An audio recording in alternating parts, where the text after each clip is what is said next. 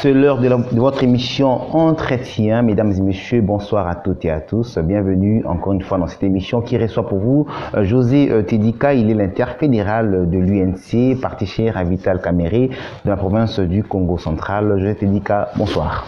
Bonsoir Monsieur Prince et merci beaucoup et surtout je vous remercie de l'honneur que vous me faites de pouvoir participer à votre émission et j'espère que je vais être à la hauteur des attentes des téléspectateurs. Exact. Je dis ici que vous êtes l'interfédéral de l'Union pour la nation congolaise, parti cher à Vital Kamerhe. Donc vous avez certainement un parcours. Pouvons-nous un peu avoir une idée sur ce que vous êtes? Bon, écoutez, si je dois parler plus de l'UNC, mais sinon avant l'UNC, je crois que je suis passé par d'autres partis. Vous savez que l'UNC, c'est un parti qui a été créé en 2011. Donc avant cela, j'étais dans d'autres partis, et notamment j'ai milité pendant longtemps avec l'ancien gouverneur de la Banque centrale, Ndele Albert, qui avait créé un parti, mais après qui est parti en Europe, qui est rentré en Europe. Et puis, si je dois parler de l'UNC, j'ai commencé à l'UNC comme un membre simple. Imaginez-vous que j'étais à Matadi, donc je ne connaissais aucune autorité au niveau de Kinshasa. Donc j'ai commencé comme membre simple et puis je commençais à gravir les échelons jusqu'au moment où la hiérarchie a pensé utile de pouvoir faire de moi l'interfédéral de l'UNC à travers la restructuration du parti qui a été opérée récemment ici. Et d'ailleurs, j'en profite pour remercier les autorités pour cette confiance-là qu'ils ont placée en ma modeste personne. Tu es un membre simple, finalement, l'interfédéral de ces grands partis, cher à Vital Kamerhe. Dites-nous un peu, qu'est-ce qui a fait de vous ces interfédérales? Quel était votre apport dans ces partis pour occuper aujourd'hui ces postes? Bon, je pense, comme on a l'habitude de dire, il a plu à la haute hiérarchie de m'élever à cette fonction-là.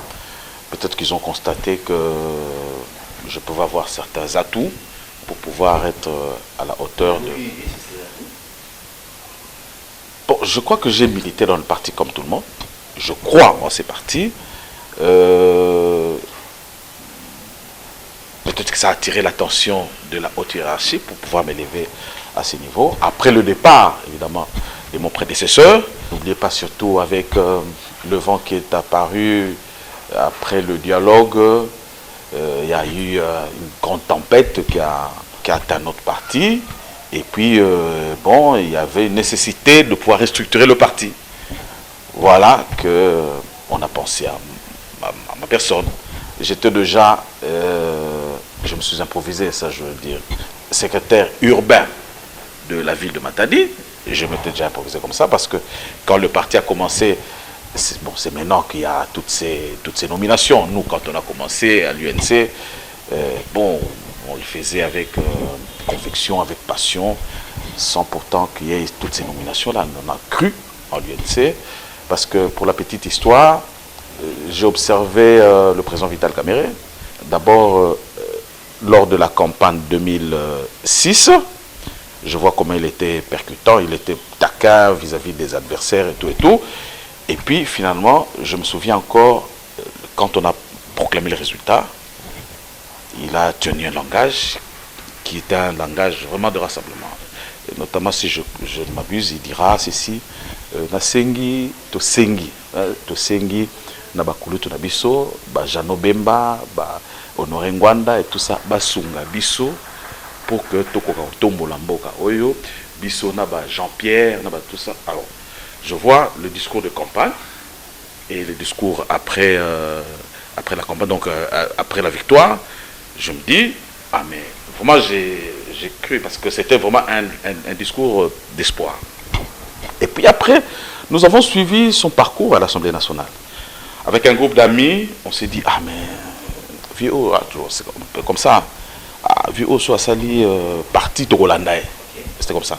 Et puis pour la petite histoire aussi, bon, j'ai un peu flirté avec le PPRD quand il était, mais sans pouvoir m'engager, quand il était secrétaire général du PPRD. Donc, on voyait comment essayer un peu de faufiler, mais ça ne marchait pas. Et puis tout d'un coup, on apprend que le président Vital Kamerhe a créé son parti. Je me dis, ah, ça y est. Et je me suis lancé comme ça dans le parti. Personne ne me connaissait, et tout ça. Je me suis battu pour faire comprendre aux gens que, le président Vital Kamerhe, c'était quelqu'un d'intelligent. Ça, c'est tout le monde qui le reconnaît, et tout ça. Et que c'était quelqu'un de sage, et que avec son parcours au niveau de l'Assemblée nationale, je crois que c'était un leader qui pouvait nous permettre justement de pouvoir relancer le Congo, parce que ça a toujours été ma vision, relancer le Congo, parce que tous les indicateurs aujourd'hui nous démontrent qu'il y a le moyen de relancer le Congo, bien que nous soyons aujourd'hui à la traînée de la communauté internationale. Donc voilà un peu ce qui m'a poussé, et je me suis engagé avec une certaine conviction et tout. Peut-être que ça a attiré l'attention, comme je l'ai dit précédemment, de la haute hiérarchie pour se dire, bon voilà, nous pensons que ce monsieur, il peut jouer le rôle de l'interfédéral du Congo central.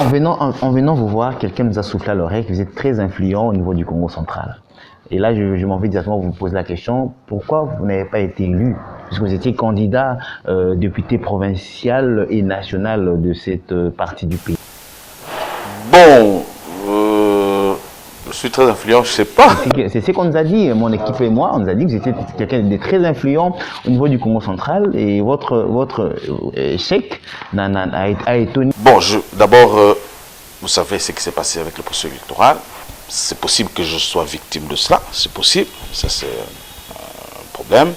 Mais aussi, il ne faut pas oublier qu'il y a eu cette influence politique-là. Je crois que ce qui est vrai, c'est que au Congo central, les gens ont beaucoup plus voté pour nos adversaires. C'est possible que ça puisse influencer. Souvenez-vous, en 2011 aussi, j'étais un peu victime de cela, parce qu'il avait fallu simplement que je me comporte comme d'autres personnes, de dire, voilà, je suis de l'UNC, mais voter par exemple pour telle personne à la présidentielle, et notamment en 2006, en 2011, je crois que je pouvais me retrouver à l'Assemblée nationale. Mais je ne trouve pas ça loyal. Je préfère couler avec le parti.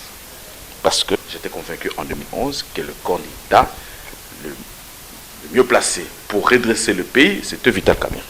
Or, la configuration de Matadi, pour eux, c'était, bon, il faut se le dire, c'est l'histoire, pour Matadi, c'était Tshisekedi ou rien. Donc, il avait suffi que je me comporte comme d'autres personnes, de dire, voilà, je suis de l'UNC, mais votez pour Tshisekedi. Peut-être que je me serais trouvé... Je préfère couler avec le parti, mais je suis convaincu. Parce que je reste convaincu que le président Vital Kamerhe a des atouts pour redresser le pays. Ça, je suis convaincu. Que les gens ne me comprennent pas, bon écoutez, moi, c'est ma façon de faire, de concevoir la politique. On me dit c'est idéaliste et tout ça, l'essentiel c'est d'être à l'Assemblée nationale. Je ne considère pas ça comme ça. J'ai tort, c'est possible, mais moi je trouve que j'ai une autre façon de voir les choses. Donc ça peut jouer comme cela, mais moi je suis convaincu, je reste comme ça, je suis convaincu que le parti où je suis, le leader, il a une vision pour le pays, et puis voilà.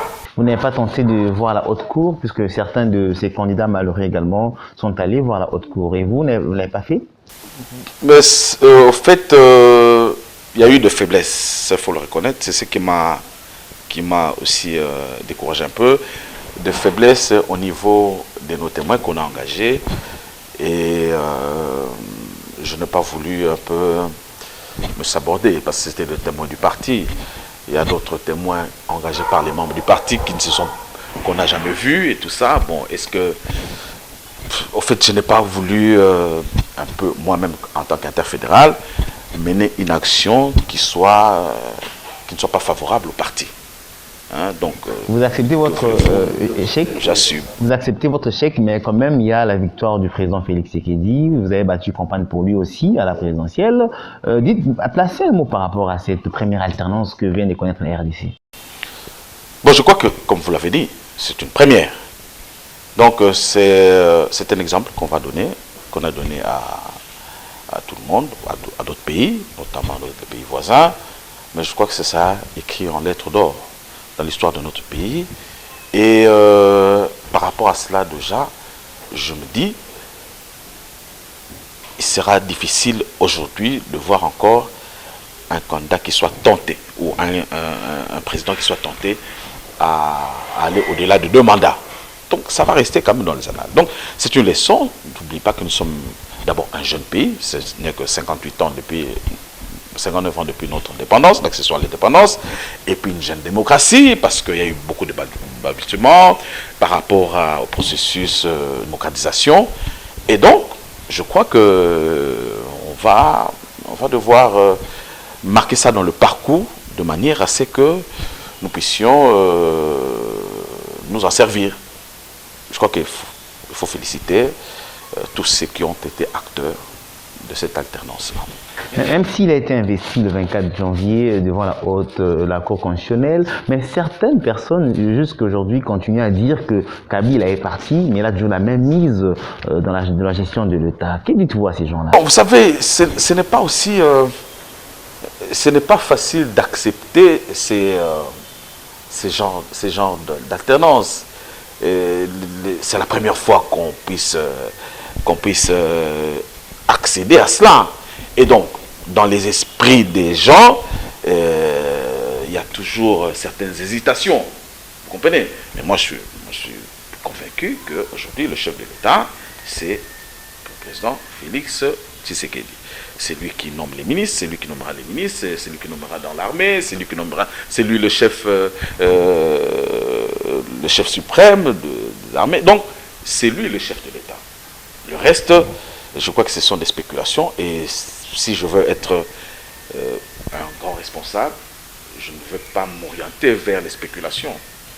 N'ont-ils pas raison, puisqu'on voit encore l'ancien président Kabila faire des sorties médiatiques. Récemment, il a rendu visite au président Félix Tshisekedi. Dans le rue de la capitale, ça a été mal interprété. Certains ont dit qu'il était venu pour lui donner certaines injonctions. N'ont-ils pas raison mais non, attendez. D'abord, c'est pas un crime qu'il puisse rendre visite à son successeur. Vous comprenez? Ce n'est pas criminel. Bon, qu'il puisse partager certaines expériences aussi, parce qu'il ne faut pas oublier, on peut tout dire de Joseph Kabila, mais il a fait quand même 18 ans au pouvoir, donc il a une certaine expérience. Peut-être qu'il y a eu beaucoup de ratés, mais il peut aussi renseigner son successeur. Et donc c'est tout à fait normal que les gens puissent se concerter et tout ça. Moi, personnellement, je n'en trouve pas d'inconvénient. Le reste, ce ne sont que des spéculations.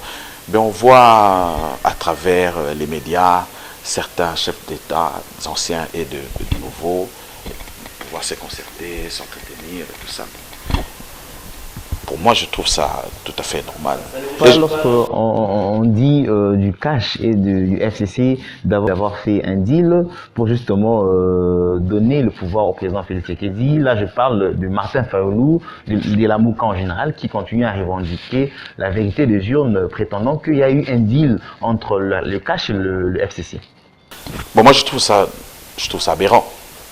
Parce que logiquement, s'il y a un deal, le président Joseph Kabila aurait pu céder le pouvoir à Chadari. Pourquoi l'aurait-il cédé à Félix Tshisekedi? Pourquoi? Deal.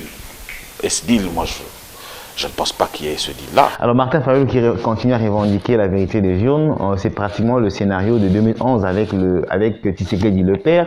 N'avez-vous pas peur que le président Félix n'arrive pas à bien gérer le pays avec cette crise que Martin Fayulu veut installer?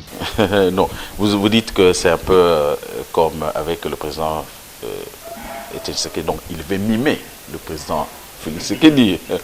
Bon, alors, je ne sais pas si c'est intéressant comme cela. Mais non, est-ce que ça va empêcher au président de bien diriger, puisque c'est pratiquement le cas en 2011. Le président Kabila avait eu du mal à bien diriger le pays avec le président Félix Tshisekedi, plutôt le père, qui continue à revendiquer la vérité de sa victoire. Non, mais attendez, le président Fayulu pourrait revendiquer matin, midi, soir la vérité des urnes, mais la personne qui gère le pays au quotidien, c'est le président Félix Tshisekedi. Et c'est à lui à poser des actes, justement, qui puissent rencontrer le bien-être social, c'est tout. Monsieur aura à parler tant qu'il voudra, c'est comme moi je suis en train de parler, ça ne va rien changer par rapport à la gestion que le président Félix devra imprimer. C'est cela. Donc, comme nous sommes aussi en démocratie, il faut lui donner aussi l'occasion de parler. Peut-être qu'il s'effadiguera, s'il n'est pas résistant. Ben, s'il est résistant, il parlera jusqu'à la fin. Et alors, on ne va pas lui empêcher, puisque nous sommes en démocratie. Mais le président Félix Tshisekedi, c'est lui le chef de l'État. Il a qu'à poser des actes, justement, comme il commence déjà à les poser. Et puis, bon, les gens vont constater, et puis on va avancer. Alors, à peine un mois à la tête du pays, comment jugez-vous la manière de faire du président Félix Tshisekedi? D'abord, traditionnellement, on juge une politique après 100 jours. Mais les gens, je comprends, ils sont pressés. Mais les premiers actes qui sont posés, pour moi, je crois que c'est prometteur. Ça va être une première, on va juger un acteur politique à 30 jours. Ça va être une première, mais je sais que de tradition, c'est 100 jours. Mais déjà que si on peut se permettre de juger comme ça, je dis, bon, il y a de quoi espérer. Il y a de quoi espérer, il y a certains actes qui sont posés. Je crois que dans les 100 jours qui viennent, ce serait encore plus. Et puis, quand on va mettre en place toutes les institutions, je crois qu'on va découvrir. Même s'il a du mal à désigner un informateur pour le prochain gouvernement, certainement, qui sera dirigé par quelqu'un qui sera certainement du FCC. Vous avez quand même suivi l'ancien président Kabila, qui a fait signer un acte d'engagement à ses poulains il n'y a pas très longtemps ici à Kingakati. C'est une façon de faire peur au cash qui est en train de rater la primature. Non. Que les gens se retrouvent, qu'un parti politique, une plateforme, un groupement se retrouve, c'est tout à fait normal, puisqu'ils doivent s'organiser. Maintenant, le chef de l'État, je crois qu'il reste le chef de l'État, et c'est lui qui nomme le Premier ministre. Et donc, sur ce plan-là, comme nous sommes en politique, les concertations vont continuer, et on n'a pas à imposer au chef de l'État un certain nombre de choses. Non, c'est lui qui nomme. Il a ce pouvoir constitutionnel.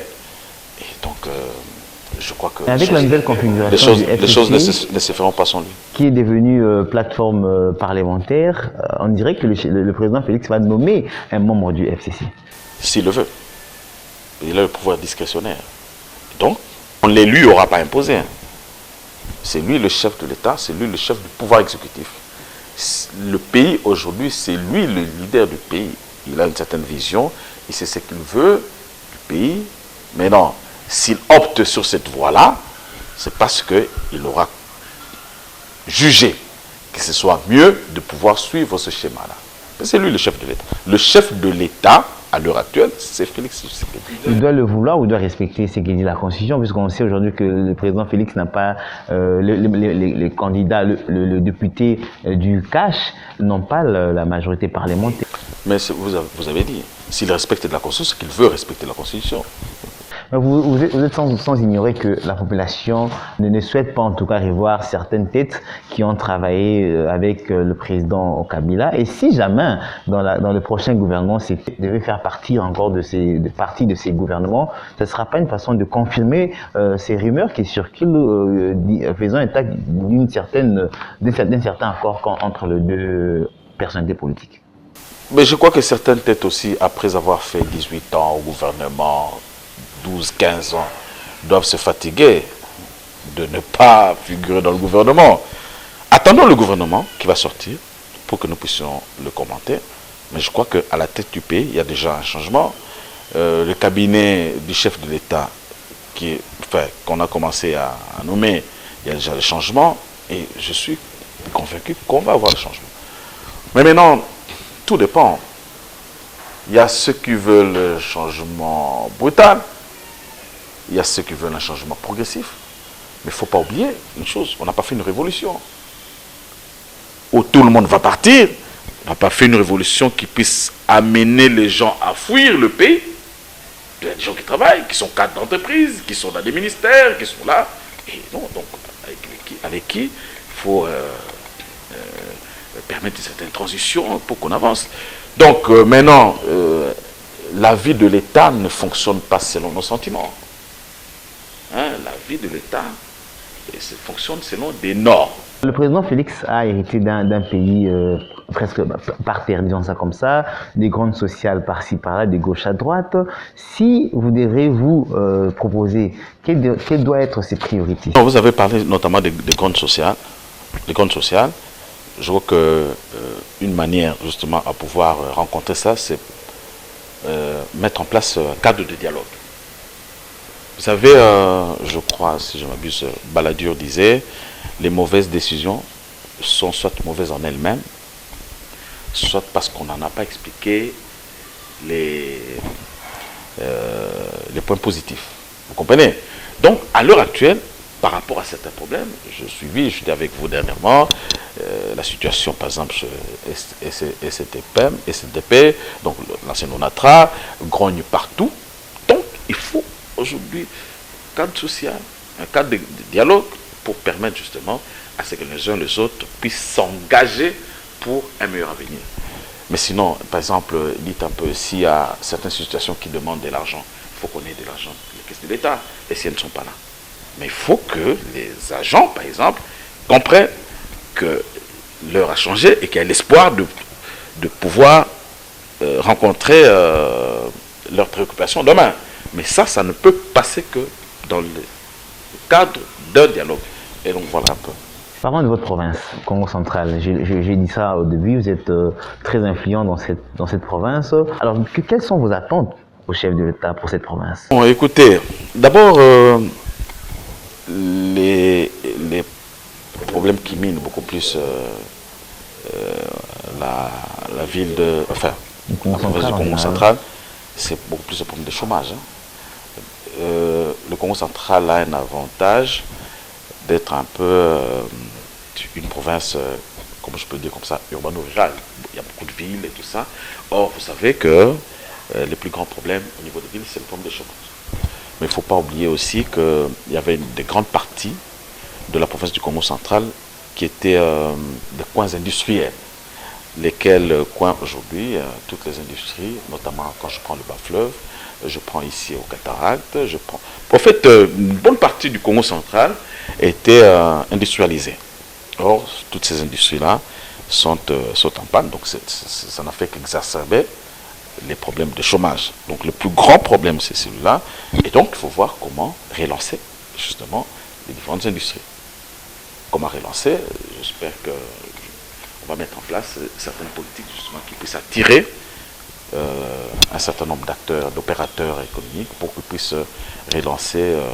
Procédure pour relancer ces activités. Et une procédure à suivre certainement. Oui, mais déjà je suivais le chef de l'État le dire.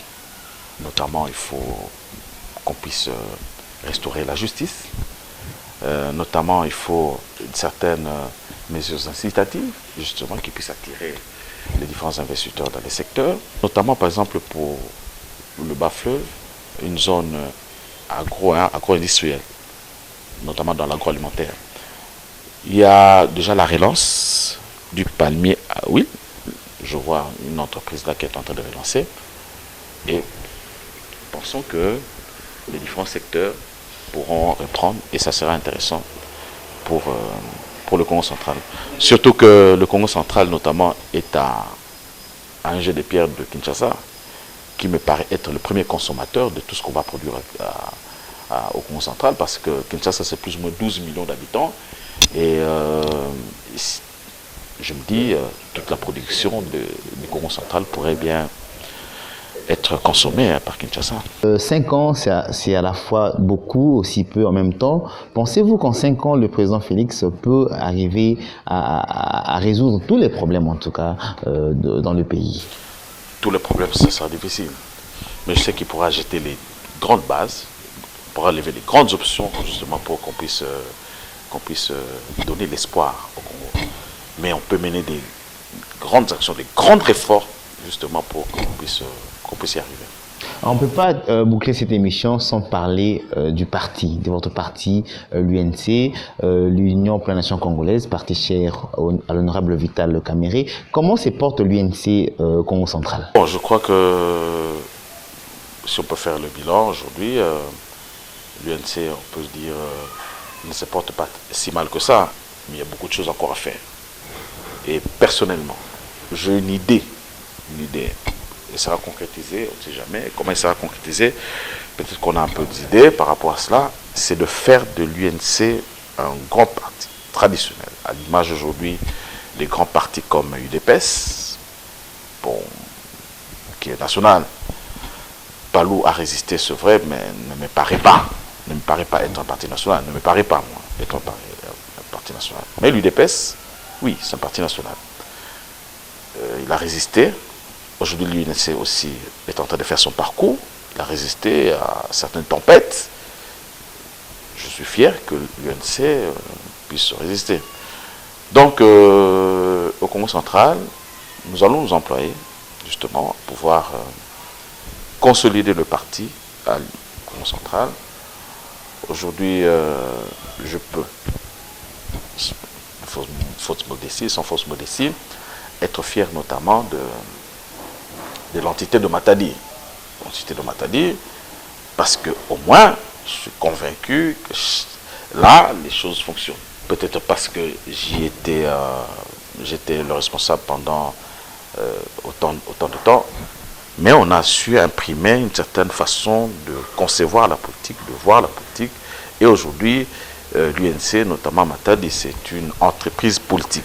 Les gens se réunissent, on a une permanence, les gens viennent régulièrement, on ouvre tout de lundi jusqu'au samedi, et on a des réunions chaque vendredi, c'est connu et tout ça. Mon objectif, c'est qu'à travers toute la province, qu'on se comporte comme cela. Bon, avec le temps, je crois qu'on va devoir arriver à cela. Mon idée, c'est que l'UNC devienne une entreprise politique, où on a des gens qui croient au parti, qui contribuent, qui viennent aux réunions, parce que le parti politique ne va pas vivre seulement parce que je me connais avec telle personne de Kinshasa, soit le secrétaire général, soit le président. Je vous ai dit, moi quand je suis venu à l'UNC, je ne connaissais aucune autorité. Personne. Ni le président, ni les personnes. Mais de Matadi, peut-être qu'aujourd'hui, une ou deux personnes, au niveau de la haute hiérarchie, on peut se connaître et tout ça. Donc, un parti doit vivre. Un parti doit vivre. Il doit vivre des réunions, il doit vivre des cotisations, il doit vivre de l'engagement, de la conviction. C'est cela. Et c'est ça mon objectif, mon ambition. Ah voilà, on a beaucoup lutté, il faut qu'on se retrouve. Oui, mais non. Et ce sont les individus qui doivent se retrouver, ou c'est les partis qui doivent se retrouver. Parce que si ce sont les individus qui vont se retrouver, c'est bien, mais je suis fondé à croire que la sommation des intérêts privés n'a jamais fait l'intérêt général. Moi, je veux me retrouver, peut-être que je vais accumuler à travers les postes que je vais avoir, peut-être que je vais accumuler un certain nombre de biens, je vais augmenter mon patrimoine et tout ça, mais que va devenir le parti, tout en sachant que nous devons aller en 2023 aux élections, mais tout en sachant que le parti doit résister. Aujourd'hui, l'UDPS a fait plus de 30 ans, mais pourquoi pas l'UNC? Parce que l'UDPS, la résistance de l'UDPS se reposait sur le charisme d'un leader. Aujourd'hui, notre leader ne manque pas de charisme. C'est connu, tout le monde. Écoutez, personne ne l'attaque sur un certain nombre de potentialités qu'il a. On va aller sur des aspects qui n'ont rien à voir par rapport au pays, mais dire, voilà, le président Vital Kamerhe n'est pas intelligent, ou bien le président Vital Kamerhe n'est pas sage, personne ne le dit. Donc, nous pouvons tous nous appuyer pour consolider notre parti par rapport à ça. Et c'est ça ma conviction, ma vision, que l'UNC puisse résister, mais autour justement de la personne du président Vital Kamerhe, pour que nous puissions avoir demain un grand parti. Si on a un grand parti, chacun de nous peut se retrouver. Vous comprenez? Le nom du parti peut faire élire tout le monde. Le nom du parti peut donner de la considération à tout le monde. Mais les individualités, je ne suis pas convaincu que ça fasse la grandeur du parti. C'est ma modeste manière de voir les choses. Une dernière question pour finir. L'UNC a cessé d'être un parti de l'opposition. Et vous, au niveau de Matadi, comment comptez-vous accompagner le chef de l'État? Déjà par l'exemplarité. Par l'exemplarité, parce qu'il ne faudrait pas qu'on se dise « Ah non, mais vous savez, Bateau, depuis Bakoum a pouvoir, ils sont devenus comme ceci. » Non. Mais c'est ça, mon cher prince. C'est une grande responsabilité. Porter le flambeau du parti, c'est une grande responsabilité. Donc, déjà dans notre comportement, on doit éviter la légèreté, parce que ça risque de réjaillir sur le parti, sur la personne du président ou sur la personne du cache ou du chef de l'État. Donc, nous devons... mais c'est pas si les gens comprennent, mais c'est beaucoup de contraintes. C'est beaucoup de contraintes. Donc, il faut beaucoup discipliner la vie, tant dans le milieu professionnel, dans le milieu privé, en famille. Donc, il y a beaucoup de choses. On doit accompagner le chef de l'État dans un certain nombre d'actions et puis, bon, essayer d'apporter l'information auprès des autorités par rapport à certaines préoccupations. Quitte à l'autorité de pouvoir juger de l'opportunité, de la nécessité de pouvoir réagir dans un sens ou dans un autre. Mais l'information, il faut l'apporter. C'est comme ça que nous pensons apporter notre mode de contribution. D'abord nous-mêmes, par une certaine manière de se comporter, de voir les choses et tout ça. Pas beaucoup d'abus. Je rappelle, vous êtes l'interfédéral de l'UNC à Matadi, dans la province du Congo central. Merci d'avoir répondu à toutes nos questions. J'espère que vous avez été satisfait. Écoutez, Prince, je crois que je suis honoré que vous puissiez penser à notre modeste personne. Et je peux déjà vous dire que chaque fois que vous aurez besoin que nous puissions apporter notre modeste contribution à votre émission, on dira toujours Amen. Merci beaucoup. Voilà, mesdames et messieurs, c'est la fin de cette émission Entretien qui recevait ce soir José Tedika. Il est l'interfédéral de l'UNC à Matadi, UNC parti cher à Vital Kamere, directeur de cabinet du chef de l'État. Merci de nous avoir suivis. Au revoir.